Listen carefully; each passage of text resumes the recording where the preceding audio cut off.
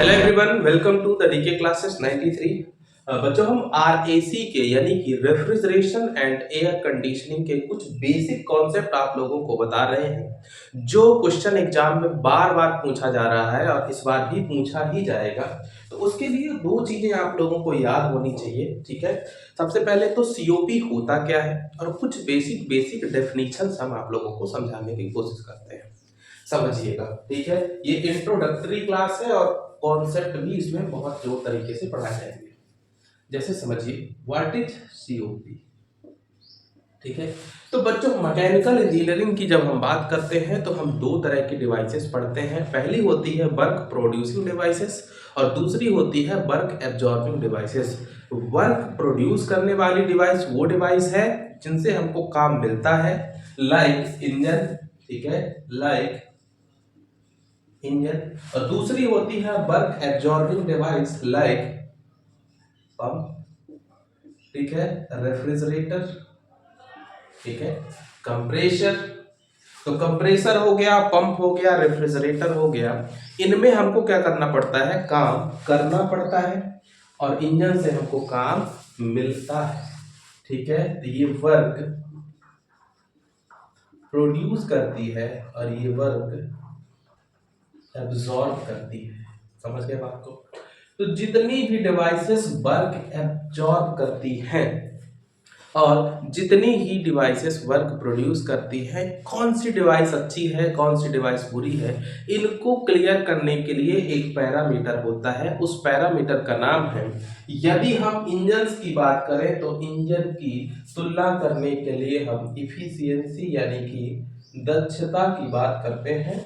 और जब हम दूसरी तरह की डिवाइस जो कि वर्क एब्जॉर्ब करती हैं, जिनको काम देना पड़ता है, उसके लिए हम सीओपी यानी कि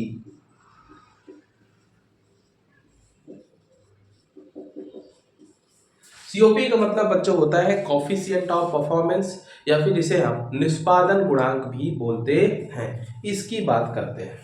क्योंकि ये रेफ्रिजरेशन एंड एयर कंडीशनिंग है और यहाँ पे हमको काम देना पड़ता है तो हम यहाँ पे सीओपी की बात करेंगे, ठीक है। यहाँ पे हम किसकी बात करेंगे बच्चों, यहाँ पे हम सीओपी की बात करेंगे। अब व्हाट इज सीओपी, तो सीओपी क्या है, सीओपी है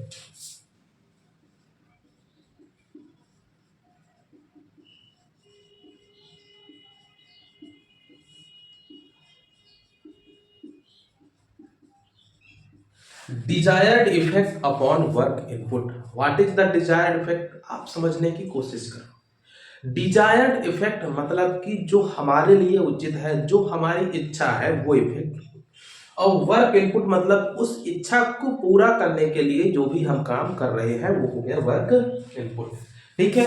अगर हम एक एग्जांपल लें कि एक रेफ्रिजरेटर बनाते हैं, ठीक है,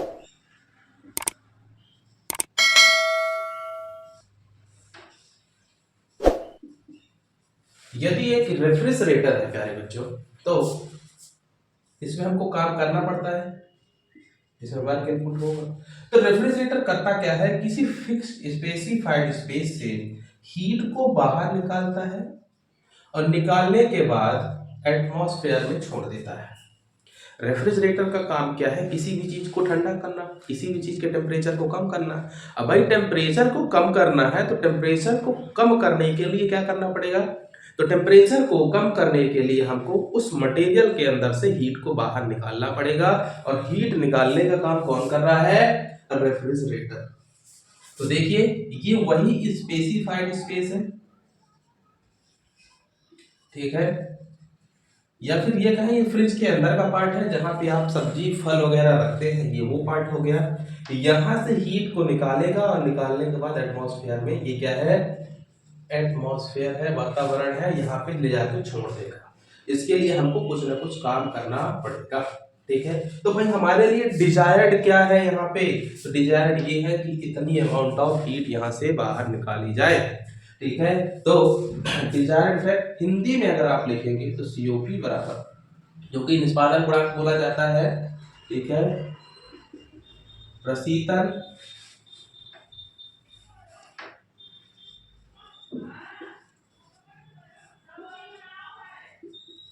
प्रभाव बटे किया गया कुल कार्य। तो प्रशीतन प्रभाव बटे किया गया कुल कार्य क्या होगा, ठीक है। तो भैया प्रशीतन प्रभाव क्या है यहाँ पे, QL अपॉन किया गया कार्य, क्या कार्य किया जा रहा है, W। तो COP बराबर क्या होगा, QL अपॉन W। दूसरी बात, ये यूनिट लेस क्वांटिटी, ठीक है, यूनिट लेस क्वांटिटी यानी कि मात्रक विहीन राशि है, इसका कोई भी मात्रक नहीं होता, ठीक है। तो इसका कोई भी मात्रक नहीं होता है। अब बच्चों इसी तरीके की दो डिवाइस होती हैं, एक को बोलते हैं ऊष्मा पंप यानी कि हीट पंप, और दूसरा होता है रेफ्रिजरेटर यानी कि प्रशीतक, ठीक है। हम दोनों डिवाइसेस को बनाते हैं और उससे रिलेटेड कुछ फॉर्मूले रखेंगे जो आपके कॉम्पिटिटिव एग्जाम के साथ साथ सेमेस्टर एग्जाम के लिए भी महत्वपूर्ण है।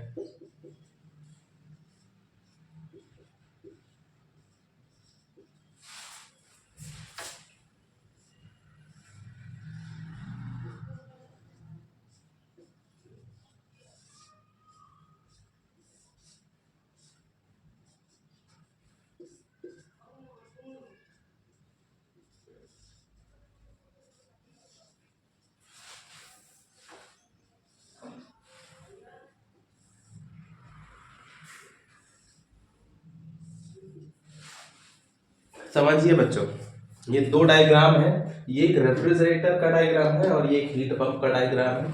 अभी आप डायग्राम को देखेंगे तो आपको कोई अंतर नहीं दिखेगा, बीच में यहाँ पे R लिखा है और यहाँ पे HP लिखा हुआ है।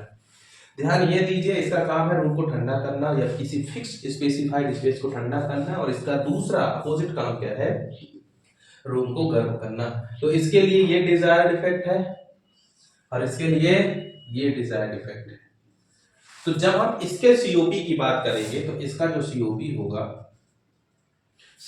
होगा QL अपॉन W, और हम इसके जब हम COP की बात करेंगे तो इसका जो COP होगा, ठीक है, QH अपॉन। कभी कभी ऐसी स्थिति भी बनेगी बच्चों कि हमको इस फॉर्मूले का भी यूज करना पड़ेगा, ठीक है, इस फॉर्मूले का भी यूज करना पड़ेगा, और यहां पे हम इसका यूज करेंगे। देखिए नीचे कुछ नहीं बदल रहा, बदल क्या रहा है, ऊपर। समटाइम्स आपको क्वेश्चन में बोलेगा कि भैया रेफ्रिजरेटर जो है वो कार्नोट रेफ्रिजरेटर है। कौन सा रेफ्रिजरेटर है, कार्नोट रेफ्रिजरेटर है। और यदि कार्नोट रेफ्रिजरेटर है तो आपको क्या करना है, उस कंडीशन में आपको इस फॉर्मूले का यूज करना पड़ेगा।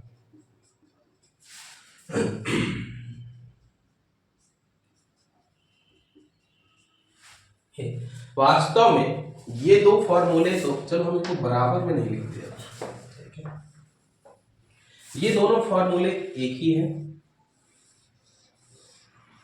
चाहे आप इसको यूज करो चाहे इसको यूज करो। सिमिलरली यहां की भी कहानी है, ठीक है। और एक फॉर्मूला जो आप लिख सकते हो, TL upon TH minus TL, यहां पे लिख सकते हो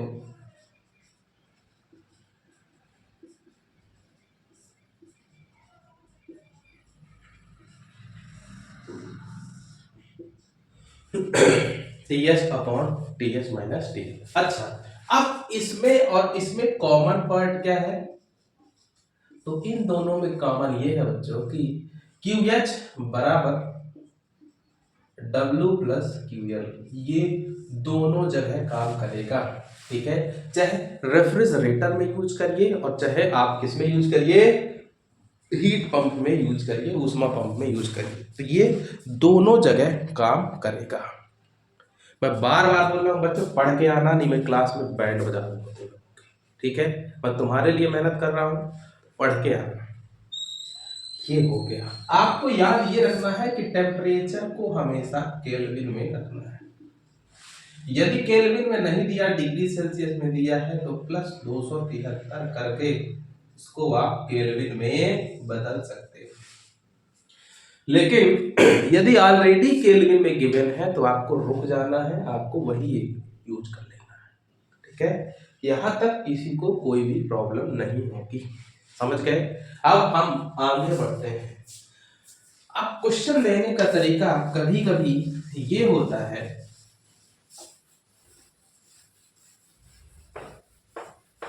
ठीक है, जहां पे हमको QL दिया होता है टन के फॉर्म में। किसके फॉर्म में? टन के फॉर्म में दिया होता है। जैसे हम बात करते हैं कि एसी हमारे घर में लगा है, कितने टन का लगा है? 1.5 ton, 2 ton, 3 ton, according to the requirement.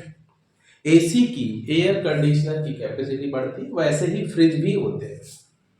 तो यहाँ पे क्यूएल को कन्वर्ट करने की जरूरत पड़ेगी, तो इसके लिए जरूरी है 1 ton of refrigeration equal to 3.5 kilowatt is equal to 50 kcal प्रति minute equal to 210 kilo joule प्रति मिनट।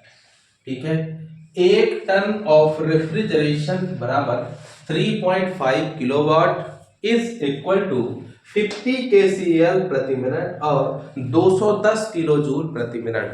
तो ये कन्वर्जन आपको करना पड़ेगा। आप प्रीवियस फॉर्मूलों पे बेस्ड मैं आप लोगों को कुछ न्यूमेरिकल प्रॉब्लम्स करवा देता हूं। ठीक है, कुछ न्यूमेरिकल प्रॉब्लम्स आपको करवा देते हैं। चलिए, जैसे कि ये सब लिख लेना है और कॉपी में लिखा दिखना चाहिए।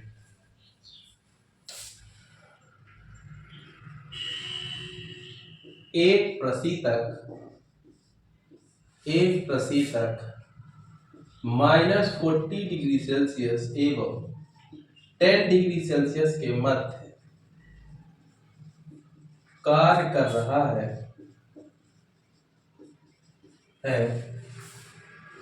COP ज्ञात कीजिए। COP ज्ञात कीजिए। सोचिए, इस लेवल का, इस फर्जी से लेवल का क्वेश्चन भी आपके परीक्षा में पूछा जा चुका है। अब भैया एक बात बताओ कि सर ने बताया था कि 2 टेम्परेचर होंगे, एक TH होगा, दूसरा TL होगा। एच वाला टेम्परेचर आप देखो -40 और -10 में बड़ा, सॉरी -40 और 10 में बड़ा कौन सा है? 10 डिग्री सेल्सियस, -40 डिग्री सेल्सियस। अब टेम्परेचर डिग्री सेल्सियस में है तो हमको बदलने की जरूरत है कि नहीं है?